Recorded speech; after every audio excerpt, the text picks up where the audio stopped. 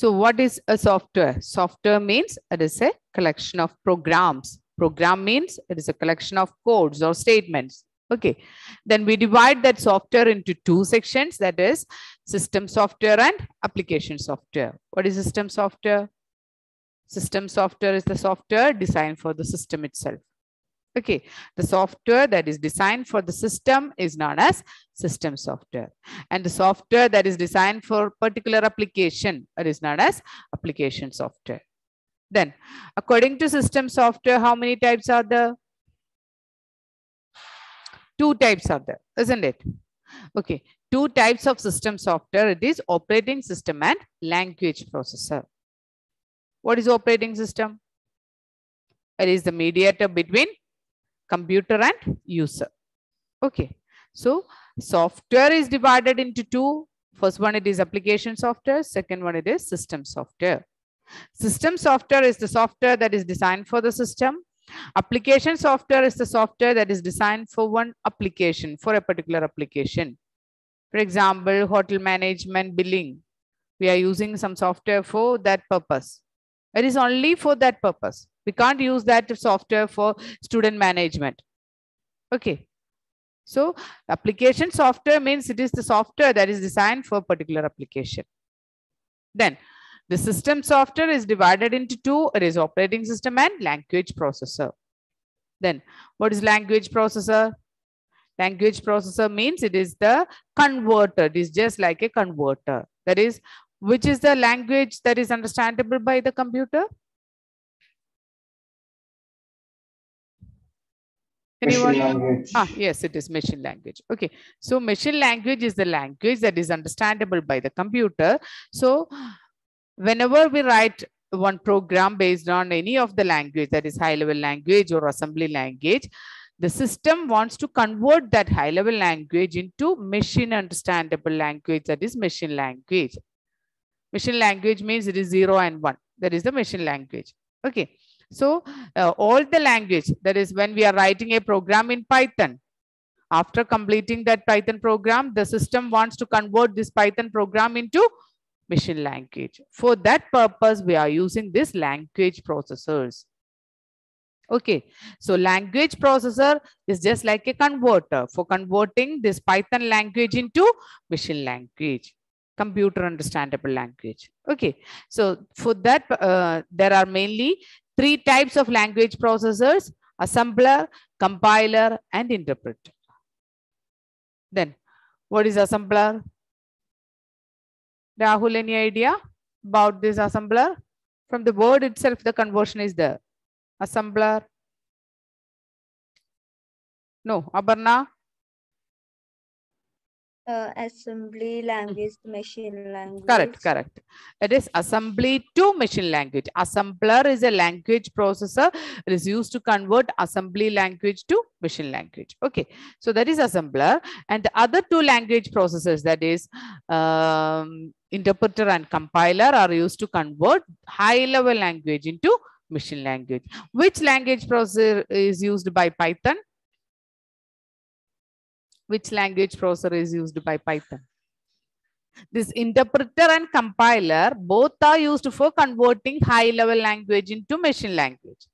Then in Python, which language processor is using?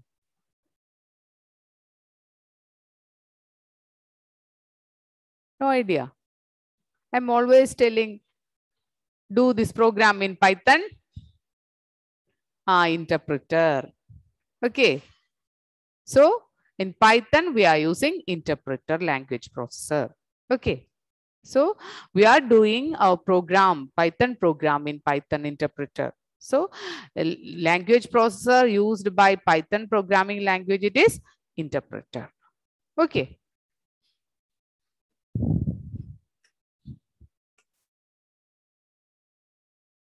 So last topic we discussed, it is functions of operating system. Using operating system, we can manage processor, we can manage memory, we can manage all the input output devices, we can manage the storage and application drivers, user interfaces also. Okay, so these are the functions of operating system. Learn 4 or 5, any 2 or 3 functions related with operating system. Okay.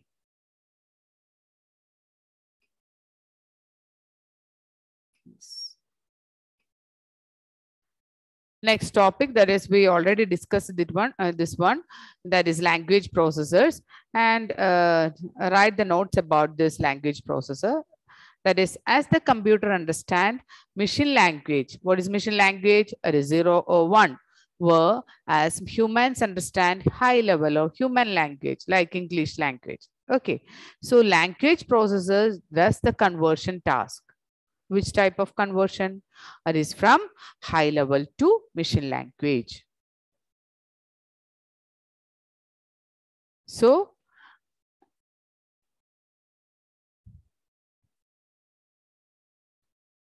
computer understand machine language. Only machine language means it is 0 or 1.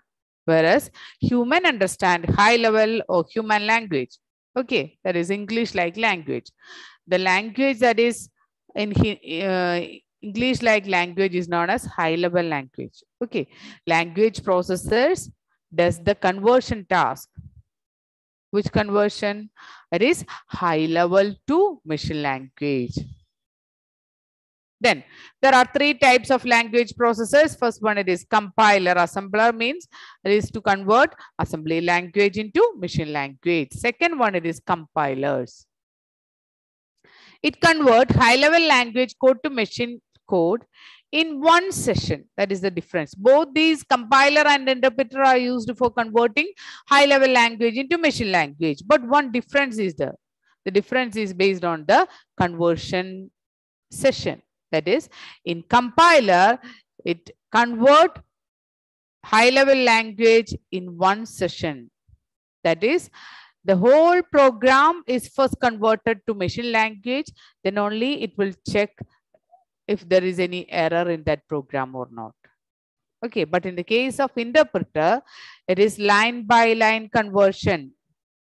That is, first it will convert the first line into 0 and 1, then second line into 0 and 1, just like that. But in the case of compiler, the whole program is converted to machine language first, then only it will check if there is any error in that program or not. But in the case of interpreter, it will translate like a compiler, but reads the code and immediately execute that code. That is, first statement is converted to 0 or 1, and it will check if there is any error or not. If there is no error, then it will convert the second line into 0 and 1, and it will check any error is there or not. Okay. But in the case of compiler, it is the complete program is first converted to 0 and 1, that is machine language. Then only it will check if there is any error or not. That is the main difference between compiler and interpreter.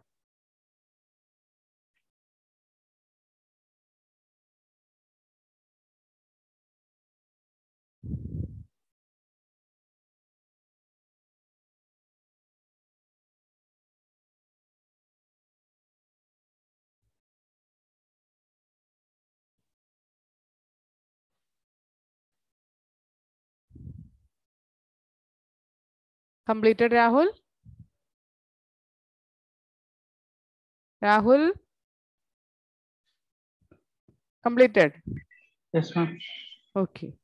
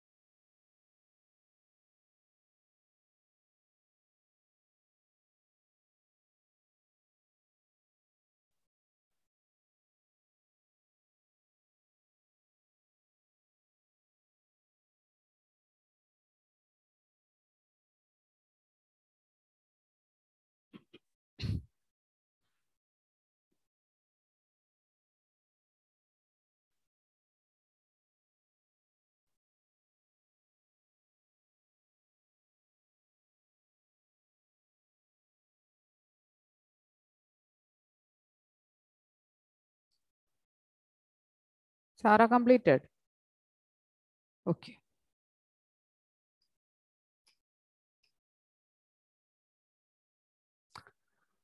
The next one, it is application software. There are mainly two types of application software. First one, it is general purpose application software and specific purpose application software. General purpose means that these are ready to use software for daily use purpose. That is word processor, spreadsheet, presentation, that is PPT, PowerPoint, DBMS. All these are examples for general purpose application software. It is designed for a particular application. The same time, it is designed for a general application. Okay. Word processor, spreadsheet means Excel sheet, just like Excel sheet. Then PowerPoint, DBMS, all these are examples for general purpose application software.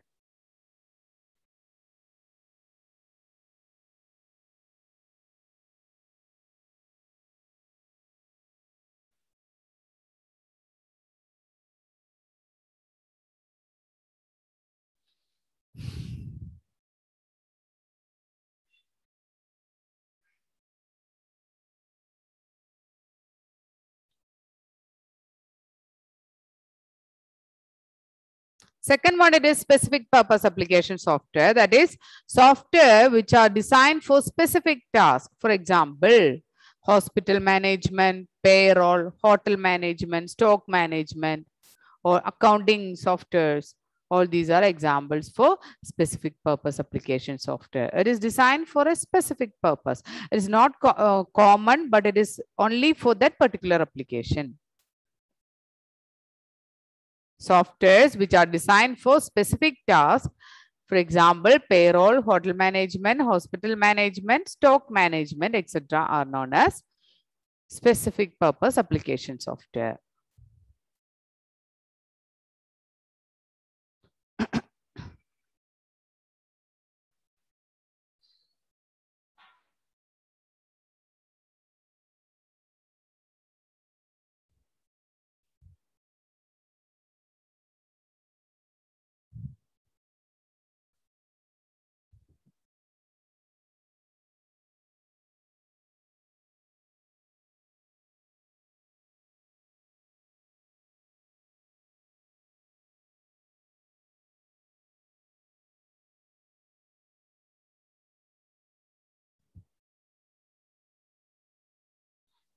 Nestle, switch on the video, Nestle.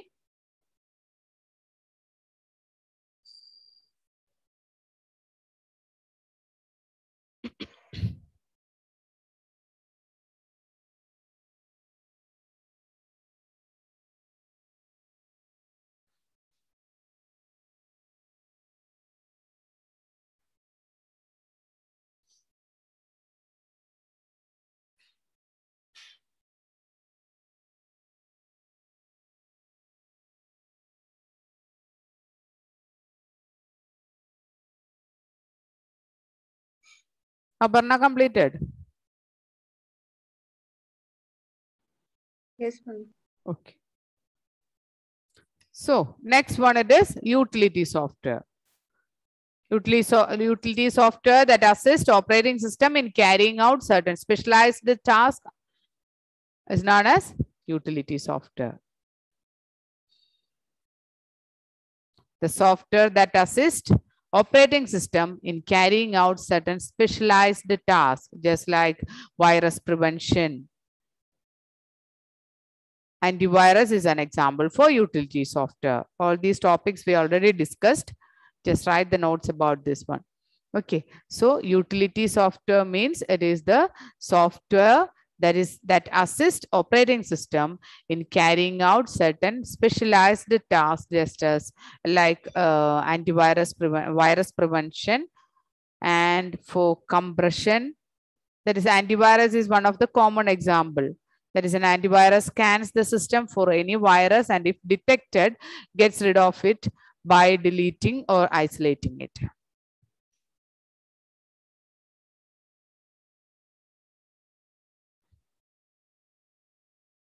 The next one, it is compression tool. Compression tools are utilities that assist operating system in shortening files so that they take less space. That is,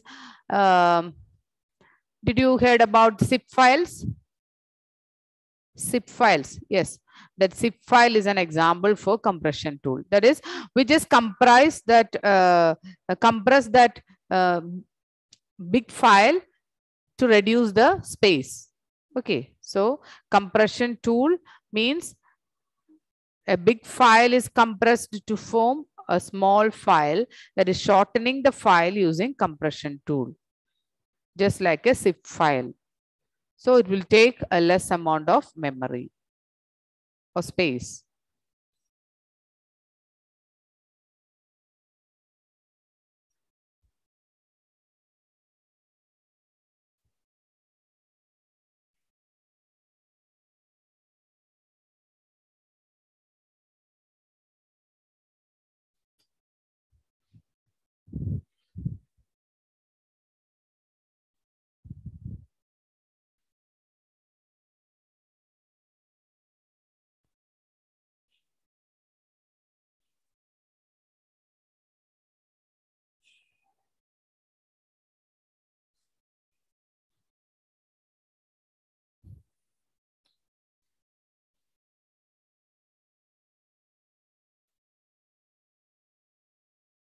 Then disk cleanup, just write the headings only.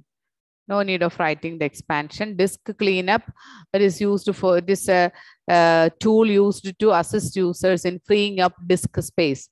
That is to free the disk space. That is, which are the disk drives used in our system? Drivers used in our system, Rahul? Drives used in your system. Name of drives used in your system.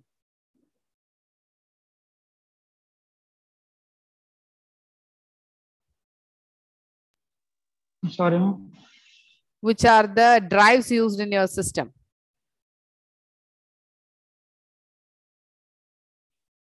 In your system, when you open the system, did you heard about this C drive, E drive? Yes or no?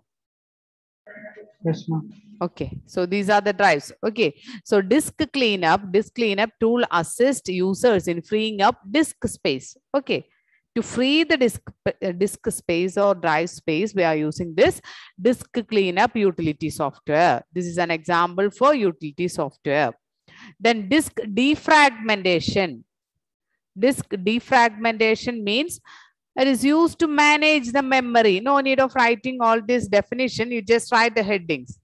Okay, and understand the concept. So disk defragmenter is a disk management utility that increases file access speeds by rearranging fragmented files on contiguous location. That is, if one file is here, 1 second. Listen here, one file is here, and after that some space is there. Then another file, some free space, then another file. My files are located just like this. Okay, so if I want to take the file, last file, it will take more time. After first file, then free space, then second file, free space, then third file. So this defragmentation means it will remove all this space and rearrange these files just like this. So we can easily access this third file. This is defragmentation. Is it clear? Okay, when you store some files or folders in your system, it will store here and there. One is here, another one is here, another one is here, just like that. Within that 3 files or 10 files, so many free spaces are there. So to avoid this free space and to speed up the access of that file, we are using this defragmenter. When we use this defragmenter, all these 3 files will display just like a continuous location. Is it clear, Rahul? Okay, so this is disk defragmenter. Disk defragmenter is a disk management utility that increases file access speed. It increases file access speed and also rearranging fragmented files on continuous location. Contiguous location means continuous location, just like this. So we can easily access the file. So it will increase the file access speed. Then backup. Backup, you already know about this backup concept. Backup utility enables backing up of files, folders, databases, or complete disk. Okay. Then file management tools. It is utility software providing regular file management tasks like browse, then search, update, browse, search, update, preview, etc. are called file management tools. What is browse? You know what is browse and search. Say one common search engine. Alan? Okay, Rahul? Oh, okay, Alan? Google.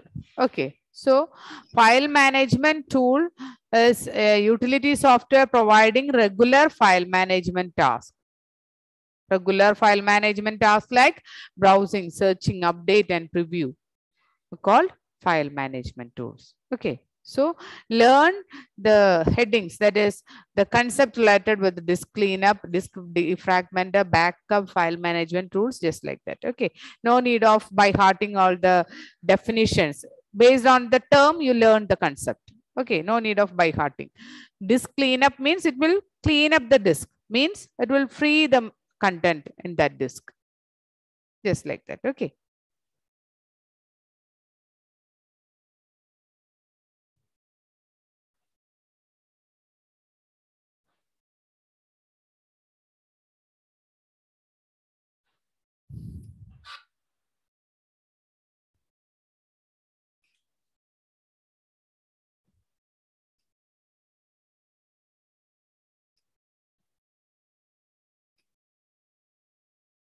Then memory unit. Memory unit means it is the computer do not understand natural language. You already know that.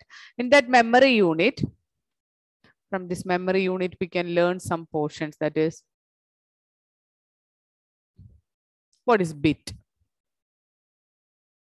Bit means it is the most basic unit in the computer machine. All the instructions are written in the form of bits. Bit means 0 or 1. Okay. So computer understandable language, it is machine language. The machine language that include only two things, that is 0 or 1. The 0 or 1 is known as bits. Okay. Did you heard about 1 GB, 2 GB? Yes. Okay. Then what is that? 1 GB. What is 1 GB? 1 TB. TB is not common. GB, KB, MB is also common. Okay. What is that? You all are familiar with this GB, MB.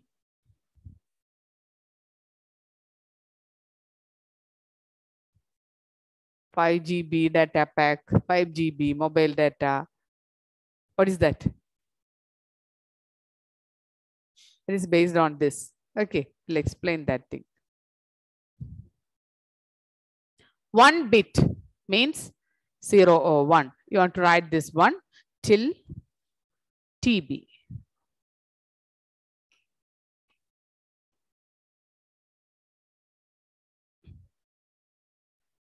That's 6 portions, 6 lines. Okay, 1 bit means it is 0 or 1. 0 is known as 1 bit. 1 is also known as 1 bit. Okay. After that, 8 bits. 8 bits, it is 1 byte. 8 bits, it is 1 byte. All the other things are based on 1024. 1024 byte is known as 1 KB. KB means kilobyte. Then 1024 KB is known as 1 MB. It is megabyte. Then 1024 MB is known as 1 GB. It is gigabyte. 1024 GB is known as 1 TB. It is terabyte. So 1 bit means it is 0 or 1. 8 bit it is 1 byte. 1024 byte is known as 1 KB. And 1024 KB is known as 1 MB. MB means megabyte. 1024 MB is known as 1 GB. It is gigabyte. Then 1024 GB is known as 1 TB. It is terabyte.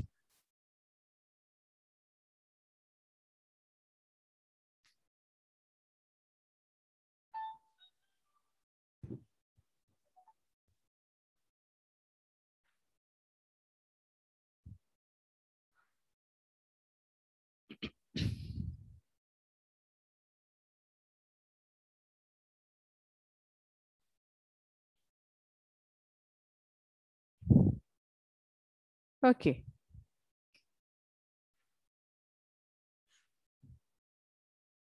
This is the last topic from this chapter. This generation of computer will taken by Sarah. Okay. So that topic is from this first chapter. So it will handle by Sarah teacher. So it is after 19th. Okay. So after this portion, this chapter is over. Okay. So secondary storage unit. What is secondary storage unit? Secondary storage unit is used to store data permanently. Okay. Secondary storage unit is used to store data permanently.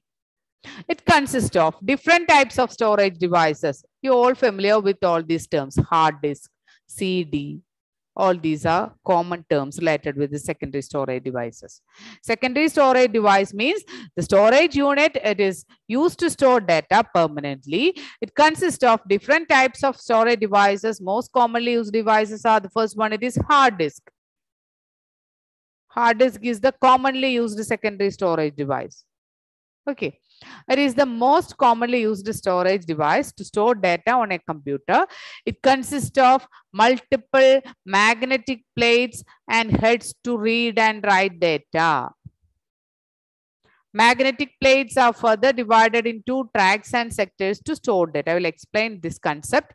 Hard disk means it is a collection of multiple plates. Just like you think if that plate means just like our normal plate. Okay. So it is a collection of plates, magnetic plates.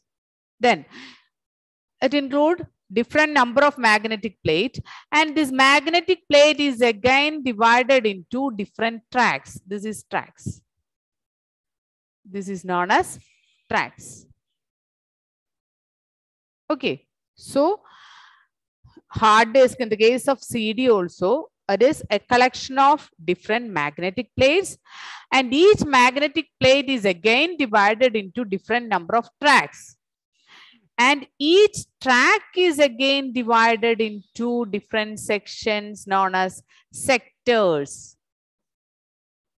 This is known as sector. So within one sector, I will store 1 bit, that is 0 or 1. Okay. So a hard disk means it's a collection of magnetic plates, just like our normal. You think about if it is just like a normal plate. It's not like a normal plate. It is magnetic plate. It is a collection of plates, and each plate is divided into different tracks, and each track is again divided into different sectors. In one sector, we are storing either 0 or 1. Is it clear, children? The concept of hard disk with plates. Okay. So it is plates. Then for reading and writing, so first you want to write something into this sector, and after that I want to read the content from this sector. For that we are using read write heads. Okay. One head is there to read and write data.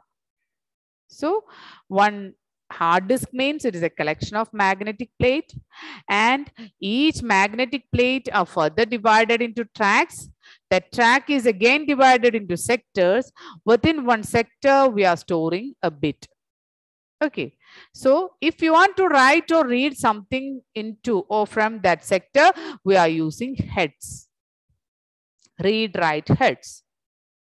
Okay, so that is hard disk. Then maximum capacity of hard disk, it is 15 TB. It is not, nowadays we can use more than this 15 TB also. Okay, so maximum capacity, it is depends of hard disk, it is 15 TB. The next one, it is compact disk. What is the full form of CD? CD, it is compact disk. Nowadays we are not using this CD, but before 5 or 8 years before, it is one of the common secondary storage device, CD. Okay, so compact disk, CD means it is compact disk. CD is an optical disk to store data. To store data, we are using CD. CDs have a storage capacity of 700 MB. There are 3 types of CDs. First one, it is CD-ROM. From the word itself, it is the meaning is there, that is CD-ROM means compact disk read-only memory. What is read-only memory? That means we can read only. We can't write something in that, anything in that CD-ROM. If we are using a CD in this type, that is CD-ROM, we can read the content from that memory, but we can't write. Once it's written in the CD, we can't edit the content. That is CD-ROM, compact disk read-only memory. These are pre-recorded CDs provided by manufacturers. Examples, CDs containing softwares, games, ebook, etc. We can't edit. It is pre-recorded CDs. We can read the content or we can play games, but we can't edit the codes in that games. Okay, that is CD-ROM, compact disk read-only memory.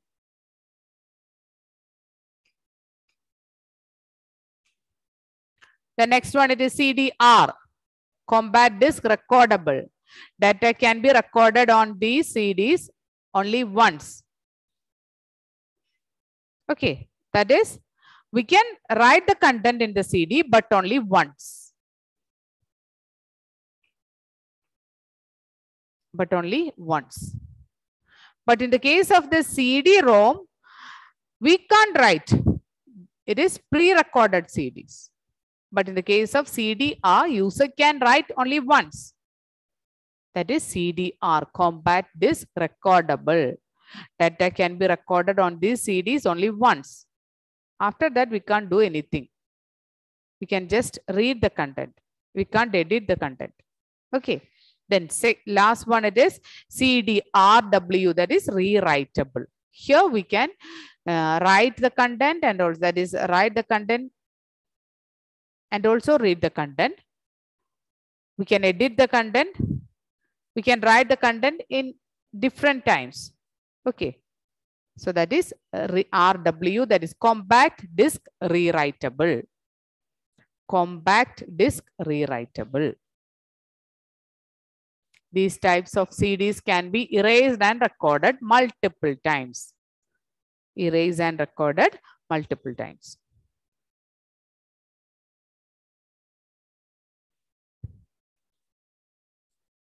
The next one, it is Blu-ray disc. Blu-ray disc is optical disc that can store high definition videos and data. They can store up to 128 GB of data. And pen drive is also one of the familiar secondary storage device. I'm also using one pen drive here. So pen drive, it is also called flash memory. Learn this term, flash memory.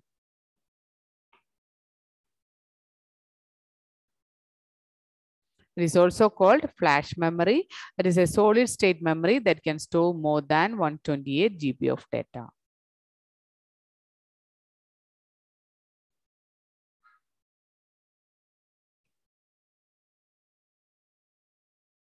The next one, it is DVD. What is DVD? It is digital versatile disc. Learn the full form of that DVD. Digital versatile disc. DVD is an optical disc to store data. DVDs have a storage capacity of up to 17 GB. DVDs also, nowadays we are not using this DVD and CDs. So just learn the concept behind this DVD, full form or different types, just like that. Okay. So digital versatile disc or DVD, it is different types are the DVD-ROM is the, just like our CD-ROM.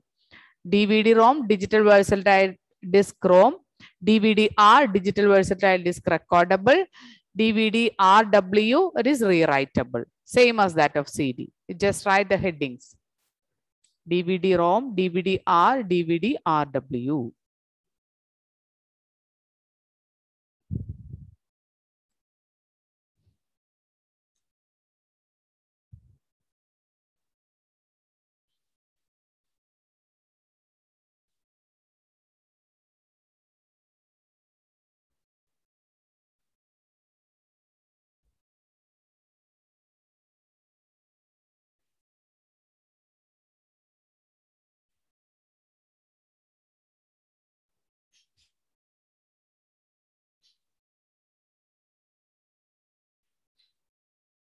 Okay, this is the last portion related with this chapter.